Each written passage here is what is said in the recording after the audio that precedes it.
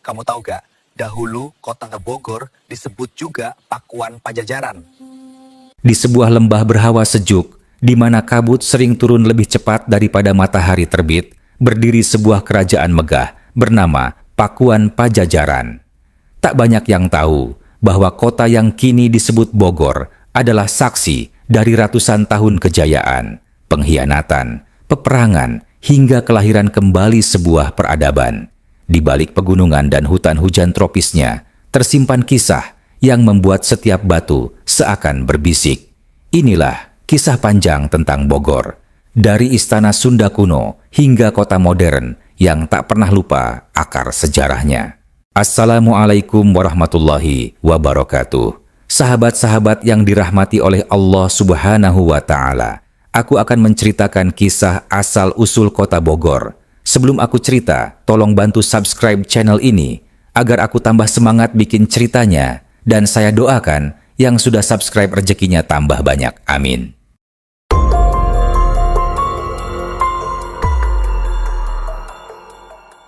Pada suatu masa, lembah berhawa dingin di kaki Gunung Salak menjadi tempat berkumpulnya para pemburu.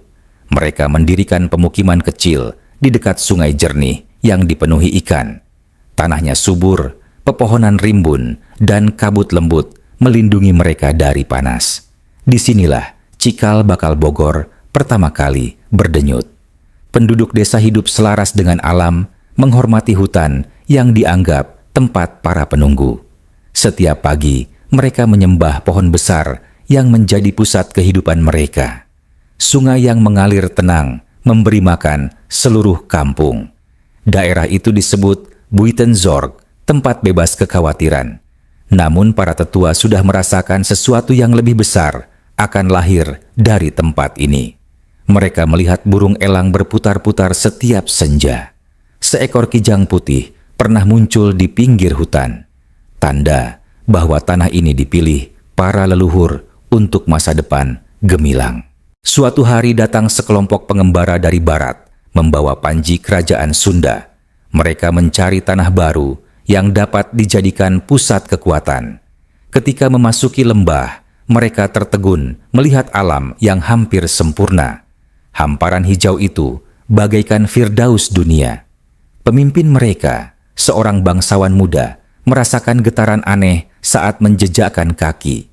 Ia berjalan mengikuti aliran sungai hingga menemukan batu besar dengan ukiran tua.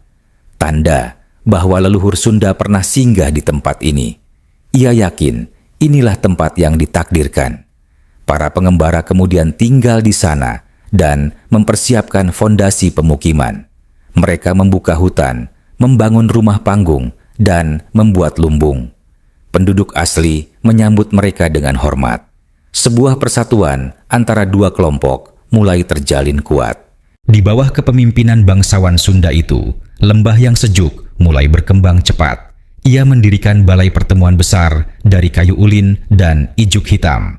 Para tetua menyarankan nama yang kelak abadi di sejarah. Maka lahirlah Pakuan Pajajaran, pusat kerajaan Sunda. Nama Pakuan berarti tempat tinggal para raja, sedangkan Pajajaran berarti hidup sejajar. Filosofinya, rakyat dan pemimpin berdiri setara dalam harmoni. Istana pertama dibangun menghadap matahari terbit. Hutan di sekeliling menjadi pagar alami yang kuat. Berita tentang lahirnya Pakuan Pajajaran menyebar ke berbagai wilayah Sunda. Para pedagang datang membawa barang-barang mewah. Para pendekar datang ingin mengabdi. Pakuan tumbuh menjadi mutiara baru di tanah Sunda. Pada masa penuh harapan itu, lahirlah seorang anak dengan tanda lahir berbentuk kijang. Ia adalah keturunan bangsawan yang kelak menjadi legenda. Anak itu tumbuh kuat, bijak, dan memiliki hati yang lembut. Ia dikenal sebagai Siliwangi. Ketika beranjak dewasa, ia menunjukkan bakat kepemimpinan. Ia mampu menenangkan warga hanya dengan tutur kata. Ia juga menguasai seni bela diri Sunda. Semua mata memandangnya sebagai masa depan kerajaan. Para tetua meramalkan ia akan membawa Pajajaran pada puncak kejayaan. Mereka melihat cahaya emas selalu menemaninya. Bahkan, hewan-hewan di hutan tampak jinak saat ia melintas. Siliwangi adalah pemimpin yang ditunggu-tunggu. Di bawah pemerintahan Prabu Siliwangi, Pajajaran mencapai masa emas. Rakyat hidup makmur, sawah melimpah, dan hutan terjaga. Sistem hukum ditegakkan dengan adil. Tak seorang pun merasa terpinggirkan. Pakuan menjadi kota megah dengan balai pertemuan luas. Sungai Ciliwung mengalir membelah kota, membawa kehidupan. Pasar selalu ramai pedagang dari berbagai pulau. Suasana kota dipenuhi warna dan suara. Para pendatang menyebut Pakuan sebagai kota di atas kabut. Bangunan-bangunan kayunya kokoh seperti tidak tersentuh waktu. Hutan yang mengelilinginya seperti benteng penjaga. Kejayaan kerajaan terasa tak tergoyahkan. Namun kejayaan menarik perhatian bangsa asing. Dari jauh, kapal-kapal kecil mulai tampak di pantai barat. Mereka adalah pedagang Eropa yang ingin menguasai rempah. Diam-diam, mereka mempelajari kekuatan kerajaan Sunda. Prabu Siliwangi menerima mereka dengan diplomasi. Ia tak ingin perang meletus di tanah damai. Para pendatang diberi izin berdagang secara terbatas. Namun, batas itu justru membuat mereka tamak. Para penasihat kerajaan mulai mencium bahaya. Kota-kota pelabuhan Sunda mulai mengalami konflik. Para pedagang asing menanamkan pengaruh politik. Bayangan ancaman mulai menyelimuti Pajajaran.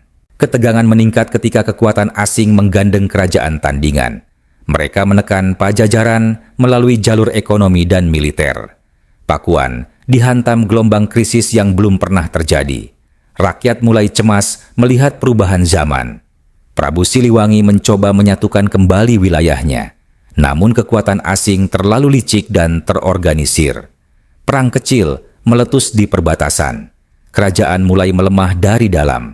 Akhirnya, Pakuan Pajajaran jatuh setelah serangan besar. Istana terbakar, rakyat berpencar ke hutan.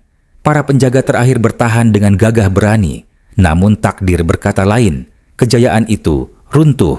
Setelah keruntuhan, Prabu Siliwangi lenyap tanpa jejak. Beberapa mengatakan ia berubah menjadi harimau putih. Yang lain percaya ia pergi ke alam gaib. Namun, tak ada yang menemukan tubuhnya. Para pengikut setianya menghilang ke hutan lebat. Mereka menjaga tradisi Sunda agar tidak punah. Sungai dan gunung menjadi saksi duka mendalam. Tanah Pakuan kini menjadi tempat sunyi. Masyarakat hanya mengenang suara gamelan yang dulu memenuhi istana. Kini digantikan suara angin yang merintih. Pakuan menjadi legenda yang hanya diceritakan berbisik. Namun kisahnya belum berakhir. Reruntuhan Pakuan berubah menjadi wilayah yang ditakuti. Banyak percaya hantu prajurit Pajajaran masih berkeliaran. Kabut di pagi hari menyelimuti batu-batu peninggalan istana. Tak ada yang berani mendekat. Para tetua melarang generasi muda masuk ke hutan Pakuan. Mereka takut arwah masa lalu murka. Di tengah reruntuhan terdapat batu besar disebut Batu Tulis. Konon itu pesan terakhir Raja Sunda. Namun beberapa penduduk melihat cahaya biru setiap malam. Seolah ada penjaga, tak kasat mata. Misteri itu membuat nama Pakuan semakin legendaris. Hingga akhirnya bangsa asing datang kembali. Belanda memasuki wilayah Bogor dengan ambisi besar. Mereka ingin menjadikan tanah Sunda sebagai pusat kekuasaan. Hutan-hutan dibuka dan benteng kecil didirikan. Tanah Pakuan menjadi perhatian utama. Mereka menemukan reruntuhan istana tua. Bangunan kuno itu membuat mereka terkejut. Belanda menyebut tempat itu sebagai Buitenzorg tanpa kekhawatiran, karena hawanya sejuk dan cocok untuk pusat pemerintahan. VOC mendirikan rumah pemerintahan pertama di Bogor. Jalan-jalan baru dibangun menembus hutan. Tanah adat berubah menjadi perkebunan teh dan kopi. Era baru Bogor dimulai. Belanda melihat Bogor sebagai surga kecil yang menenangkan pikiran. Mereka membangun rumah-rumah pemerintahan bergaya Eropa di tengah hutan tropis. Para pekerja pribumi dipaksa membuka jalur baru yang menghubungkan Batavia dan Buitenzorg. Bogor mulai berubah dari tanah sunyi menjadi pusat kolonial. VOC membangun pos pengawasan di dekat sungai. Di sana, mereka menyimpan rempah dan hasil kebun dari daerah pegunungan. Para pribumi bekerja siang malam untuk memenuhi permintaan kompeni. Namun diam-diam dendam mulai tumbuh dalam hati rakyat. Meski begitu, keindahan Bogor membuat para pejabat betah. Udara dingin, kabut pagi, dan suara burung membuat mereka lupa pada kekejaman mereka sendiri. Mereka tak sadar bahwa sisa-sisa roh Pajajaran masih menjaga tanah itu, dan sejarah tidak pernah tidur lama. Gubernur Jenderal Belanda membangun istana peristirahatan di Buitenzorg. Bangunan itu dibuat menghadap gunung yang megah, seolah menantang alam. Taman luas ditata dengan konsep Eropa yang rapi dan teratur. Namun, pepohonan tropis tetap mendominasi sekitar istana. Para pekerja sering melihat bayangan harimau putih di taman. Mereka percaya itu penjelmaan Prabu Siliwangi. Setiap malam terdengar suara gamelan samar dari balik pepohonan. Namun, para pejabat Belanda menganggapnya sekadar mitos. Istana itu menjadi simbol kekuasaan kolonial. Para tamu dari berbagai negara datang berkunjung. Namun di bawahnya, tanah Pajajaran yang kuno masih menyimpan rahasia. Dan istana itu kelak menjadi bagian penting masa depan Bogor. Belanda melihat potensi besar di pegunungan sekitar Bogor. Mereka membuka perkebunan teh, kina, dan kopi secara besar-besaran. Para petani Sunda dipaksa bekerja di bawah pengawasan ketat. Sebagian hutan Pakuan hilang dan berubah menjadi lahan perkebunan. Meski begitu, sistem ini membawa perubahan ekonomi. Jalan-jalan baru dibangun untuk mengangkut hasil kebun. Bogor menjadi pusat penelitian tanaman kolonial. Banyak ilmuwan datang mempelajari flora Nusantara. Namun, di balik kemajuan itu, derita rakyat tidak pernah reda. Upah kecil dan kerja berat membuat penduduk semakin miskin. Di malam hari, mereka berkumpul di gubuk untuk membicarakan perlawanan. Bibit perjuangan mulai tumbuh. Rakyat Sunda mulai jenuh dengan penindasan kompeni. Mereka mengingat kembali ajaran leluhur tentang harga diri. Desas-desus tentang roh Prabu Siliwangi memberi mereka keberanian. Mereka yakin Pajajaran harus dibangkitkan kembali. Para pemuda mulai berlatih silat di hutan. Mereka belajar strategi dari para tetua. Setiap malam, obor dinyalakan sebagai tanda pertemuan rahasia. Semangat perlawanan merambat dari kampung ke kampung. Belanda merasa ada yang tidak beres di Buitenzorg. Mereka meningkatkan penjagaan dan melakukan patroli. Namun semangat rakyat tidak dapat dipadamkan. Bogor sedang mempersiapkan masa baru. Di tengah gejolak itu, Belanda justru memperkuat Bogor sebagai pusat penelitian. Mereka membangun kebun raya Bogor yang megah. Di dalamnya dikumpulkan ribuan spesies tanaman dari seluruh Nusantara. Para ilmuwan mencatat, menamai, dan meneliti semuanya dengan teliti. Kebun ini menjadi tempat yang tenang dan indah. Pohon-pohon besar, bunga eksotis, dan danau kecil menghiasi setiap sudut. Namun banyak pekerja yang merasa ada sesuatu yang mengawasi mereka. Seolah kebun itu dijaga roh leluhur Sunda. Kebun raya kelak menjadi pusat sains terbesar di Asia Tenggara. Namun saat itu, ia masih menjadi simbol kolonial. Rakyat melihatnya sebagai bagian dari tanah Pajajaran yang diambil. Dan itu menjadi salah satu alasan mereka berjuang. Sebuah kabar besar datang dari barat. Rakyat Banten mulai melawan kekuasaan Belanda. Api pemberontakan menyebar dengan cepat hingga Bogor. Para pemuda Sunda semakin bersemangat. Mereka berkumpul di rumah-rumah kayu terpencil. Rencana serangan kecil mulai dibuat. Para pelatih silat memimpin persiapan dengan hati-hati. Mereka menunggu waktu yang tepat untuk bergerak. Belanda panik dan memperketat penjagaan. Namun mereka tidak memahami kekuatan jiwa rakyat Sunda. Pajajaran mungkin runtuh, tapi semangatnya hidup kembali. Dalam hutan, doa leluhur terus bergema.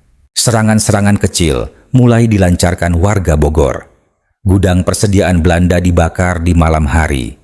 Beberapa pos penjagaan disabotase oleh pemuda hutan. Ketakutan mulai merayap di antara para kompeni. Belanda kemudian membalas dengan operasi besar-besaran. Banyak warga ditangkap dan diinterogasi. Beberapa kampung dibakar untuk menakut-nakuti rakyat. Namun tindakan itu hanya memperkuat tekad melawan. Di tengah gelap hutan, para pemimpin rakyat berjanji bahwa mereka akan terus bertahan demi tanah Pajajaran. Dan Bogor menjadi pusat perlawanan yang sulit ditaklukkan. Roh hutan seolah merestui perjuangan mereka. Tentara Belanda yang masuk terlalu jauh ke hutan kadang tidak kembali. Mereka mengaku tersesat meski membawa peta lengkap. Beberapa mengaku melihat harimau putih mengintai dari kejauhan. Dan suara gamelan terdengar dari balik pepohonan. Para tentara mulai takut masuk ke wilayah itu.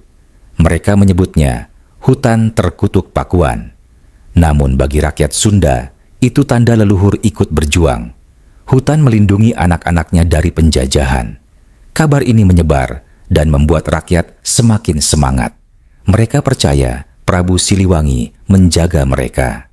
Belanda kebingungan menghadapi kekuatan yang tak terlihat. Namun mereka tetap berusaha menguasai Bogor sepenuhnya.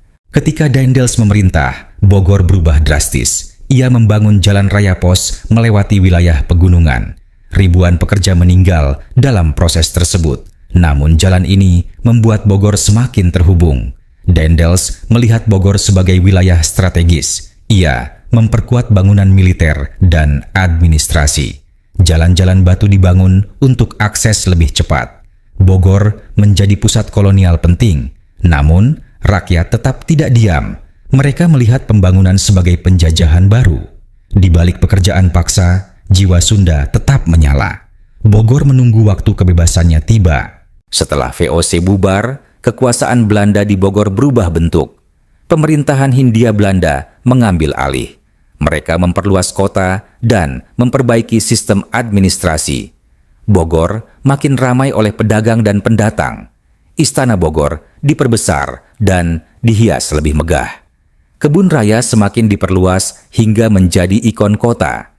Para pejabat Belanda menjadikannya tempat istirahat favorit. Bogor berubah menjadi kota kolonial elit. Namun rakyat tidak menikmati kemewahan itu. Pemuda Sunda terus membangun gerakan perlawanan. Sejarah masih menunggu perubahan besar. Dan dunia sedang bergerak menuju perang. Banyak tokoh perjuangan muncul dari Bogor. Mereka membawa pesan kebebasan ke tiap kampung. Beberapa bergerak diam-diam sebagai guru atau pedagang. Namun tujuan mereka sama, meruntuhkan kekuasaan Belanda. Mereka membangun jaringan komunikasi di seluruh Priangan. Pesan disampaikan melalui pantun dan syair agar tidak mudah tertangkap. Kadang lewat petunjuk yang ditulis di daun atau kayu. Gerakan ini semakin menyulitkan Belanda. Para pemuda mengikuti mereka dengan tekad. Mereka sadar Pajajaran tidak boleh hilang. Bogor bukan hanya kota, tapi simbol jati diri Sunda. Perjuangan memasuki babak baru. Dunia mulai memasuki era modern. Kereta api dibangun, menghubungkan Batavia dan Buitenzorg. Stasiun megah dibangun untuk menampung para penumpang. Bogor menjadi kota wisata kolonial yang terkenal.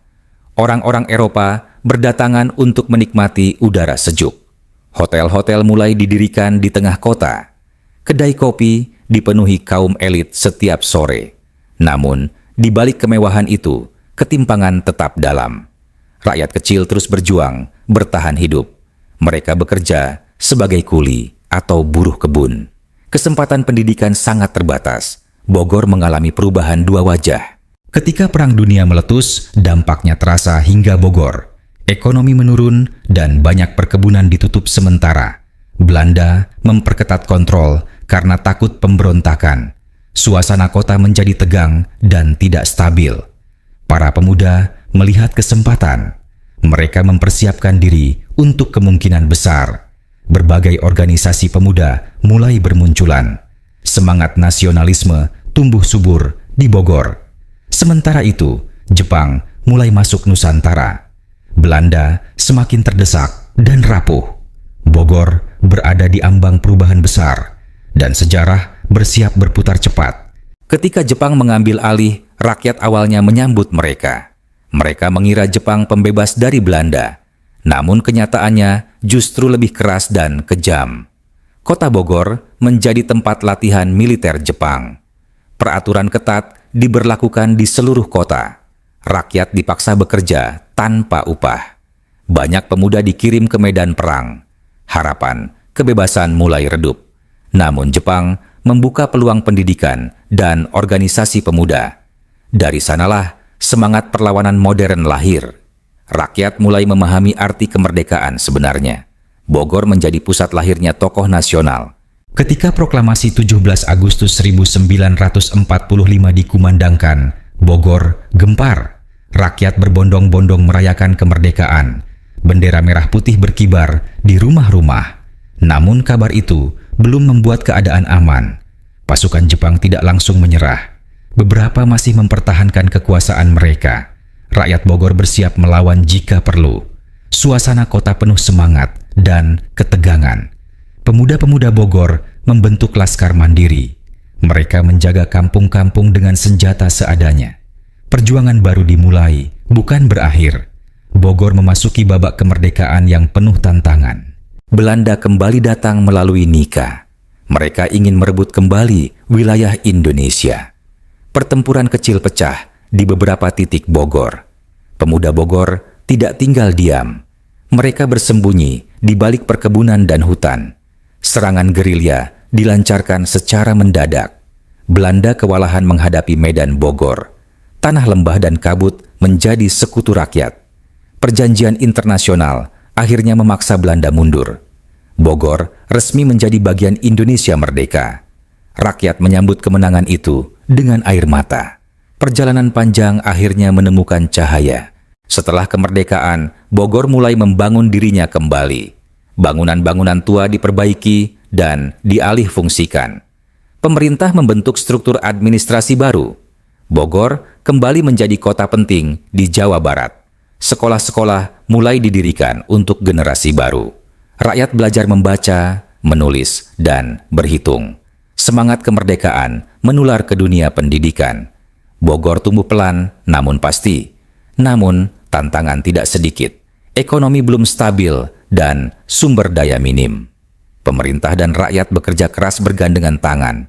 Bogor berusaha bangkit dari sisa penjajahan. Ketika Indonesia merdeka, Istana Bogor mendapatkan makna baru. Bangunan kolonial itu kini menjadi istana presiden. Taman-taman indah dipertahankan sebagai warisan sejarah. Rusa-rusa dibiarkan berkeliaran seperti masa lampau. Banyak tamu negara datang berkunjung ke Istana Bogor. Mereka terpesona oleh keindahan taman tropisnya. Istana menjadi simbol damai dan diplomasi. Bogor pun mendapat penghormatan internasional. Dengan peran barunya, kota semakin dikenal dunia. Kebanggaan rakyat Bogor tumbuh semakin besar. Mereka merawat kota dengan cinta dan sejarah. Pajajaran kini bersinar dalam jubah baru. Kebun Raya Bogor memasuki era modern setelah kemerdekaan. Ilmuwan Indonesia mengambil alih pusat penelitian. Banyak penemuan baru dilakukan di laboratorium. Kebun ini menjadi kebanggaan ilmu botani Indonesia. Wisatawan dari berbagai negara datang belajar. Mereka mempelajari ribuan jenis tanaman langka. Kebun Raya menjadi ruang pendidikan terbuka. Tempat ini tidak hanya indah, tapi juga ilmiah. Rakyat Bogor mencintai kebun ini sebagai napas kota. Setiap hari, mereka berjalan santai di bawah pohon besar. Kebun Raya menjadi jantung kehidupan Bogor modern. Warisan Pajajaran terasa hidup kembali. Penduduk Bogor semakin bertambah. Kawasan baru dibangun untuk menampung warga. Rumah-rumah modern menggantikan kampung lama. Kota semakin padat dan berkembang cepat. Pusat perdagangan tumbuh di berbagai sudut kota. Pedagang kecil mulai membuka usaha keluarga. Pasar tradisional dan toko modern berdiri berdampingan. Bogor menjadi kota yang dinamis. Namun, pembangunan membawa masalah baru. Kemacetan mulai terlihat di beberapa jalan utama. Ruang hijau perlahan berkurang. Bogor menghadapi tantangan modernisasi. Keindahan alam Bogor membuatnya menjadi kota wisata favorit. Gunung Salak dan Gunung Gede selalu dipadati pendaki. Hutan-hutan dan air terjun menarik wisatawan dari berbagai daerah. Bogor dikenal sebagai kota hujan yang memesona. Restoran, hotel, dan tempat hiburan berkembang pesat. Wisata kuliner menjadi tren besar. Rakyat menikmati kreativitas dan peluang ekonomi. Bogor sibuk menata pariwisata agar tetap lestari. Namun, beberapa tempat alami mulai terancam. Penduduk dan pemerintah berusaha menyeimbangkan alam dan bisnis. Mereka sadar, keindahan Bogor adalah warisan leluhur. Harus dijaga agar tidak hilang oleh zaman. Meski modern, jejak Pajajaran tetap terasa di Bogor. Nama-nama tempat masih memegang unsur Sunda kuno. Situs batu tulis dijaga ketat sebagai warisan sejarah. Banyak warga masih percaya pada legenda Prabu Siliwangi. Upacara adat Sunda terus hidup di kampung-kampung. Wayang golek, calung, dan pencak silat berkembang pesat. Nilai budaya dijunjung tinggi oleh generasi muda. Mereka bangga menjadi penerus Pajajaran. Bogor modern tetap berakar pada masa lalu. Keseimbangan itu membuatnya unik di Indonesia. Sebuah kota yang menjaga sejarah dan masa depan. Hingga kini, Pajajaran tidak pernah benar-benar hilang. Pemerintah mulai membangun pusat-pusat perbelanjaan besar. Bogor menjadi kota yang ramai oleh aktivitas ekonomi. Para pengusaha lokal mendapatkan ruang untuk berkembang.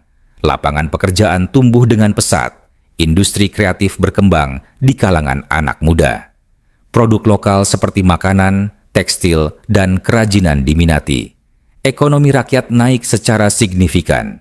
Bogor berubah menjadi kota dengan potensi besar. Namun, pertumbuhan cepat membawa risiko. Beberapa kawasan menjadi terlalu padat. Pemerintah perlu melakukan perencanaan matang agar Bogor tetap nyaman dihuni. Era digital merambah kehidupan masyarakat Bogor. Anak muda mulai menciptakan startup dan inovasi baru. Mereka menggabungkan tradisi Sunda dengan teknologi modern. Bogor menjadi pusat kreativitas yang berkembang cepat. Media sosial mengangkat potensi wisata kota. Banyak tempat menarik viral dan dikunjungi jutaan orang. Anak muda menjadi motor promosi utama Bogor. Mereka membawa energi baru dalam dunia pariwisata. Namun, teknologi juga membawa tantangan sosial.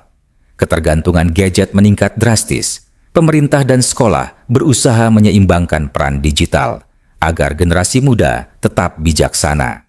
Bogor menghadapi ancaman banjir akibat penyempitan ruang hijau. Sungai-sungai meluap di musim hujan. Beberapa daerah terendam air setiap tahun. Ini menjadi alarm bagi pembangunan kota. Komunitas lingkungan muncul dari berbagai kalangan. Mereka menanam pohon dan membersihkan sungai bersama. Kegiatan gotong royong kembali hidup. Semangat Sunda muncul dalam wujud baru. Pemerintah mulai memperbaiki tata ruang kota. Ruang hijau dipulihkan dan taman kota diperbanyak. Bogor perlahan kembali sejuk. Tanah Pajajaran tetap terlindungi. Istana Bogor semakin sering digunakan untuk diplomasi negara. Presiden menerima tamu penting dari seluruh dunia. Upacara formal dilakukan di tengah taman yang megah. Bogor menjadi citra damai bagi Indonesia. Para tamu selalu terpesona oleh keindahan istana. Burung-burung dan rusa menambah suasana alami. Banyak perjanjian besar lahir dari gedung bersejarah itu. Bogor menjadi saksi perkembangan dunia modern. Peran istana membuat Bogor semakin terkenal. Warga merasa bangga kota mereka menjadi pusat negara. Sejarah Pajajaran seolah bangkit dalam bentuk baru, menjadi kota yang dihormati dunia. Bogor tumbuh dengan masyarakat yang beragam. Pendatang dari berbagai daerah tinggal dan bekerja di kota ini. Budaya Sunda menyatu dengan tradisi lain secara harmonis. Kota menjadi tempat hidup berbagai suku dan agama. Festival-festival kebudayaan sering diadakan.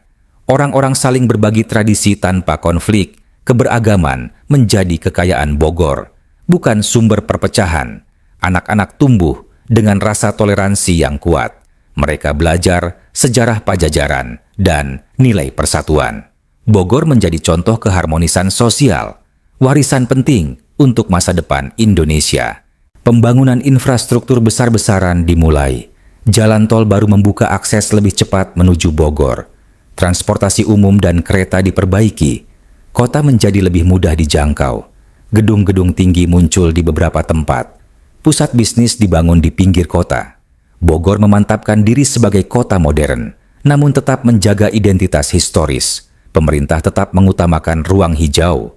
Taman kota ditambah untuk menjaga keseimbangan. Transformasi berlangsung tanpa menghilangkan sejarah. Bogor menjadi kota masa depan yang berakar kuat. Generasi muda mulai menggali sejarah Pajajaran lebih dalam. Mereka meneliti situs-situs kuno dan legenda Sunda. Kegiatan budaya dihidupkan kembali dengan format modern. Pajajaran menjadi identitas kebanggaan Bogor. Film, buku, dan seni tentang Pajajaran dibuat oleh anak muda. Museum-museum diperbarui agar lebih menarik. Pengunjung dari berbagai daerah belajar sejarah di Bogor. Kota ini menjadi pusat kebangkitan budaya Sunda. Batu tulis dijadikan situs edukasi besar. Upacara adat dilakukan secara rutin. Bogor kembali merasakan napas leluhur. Pajajaran tidak hanya dikenang, tapi hidup. Bogor memasuki era baru sebagai kota hijau modern. Teknologi digunakan untuk menjaga lingkungan. Para pemuda mendirikan startup lingkungan dan pariwisata. Bogor menjadi contoh kota berkelanjutan. Jejak Pajajaran tetap melekat dalam setiap langkah. Hutan, sungai, dan situs kuno dijaga dengan hati. Masyarakat hidup berdampingan dengan alam. Kota ini menjadi warisan hidup dari sejarah panjang. Bogor kini menjadi simbol perubahan zaman, dari pakuan Pajajaran hingga kota modern. Perjalanan ribuan tahun menciptakan identitas yang kokoh, dan Bogor terus melangkah maju tanpa melupakan asal-usulnya.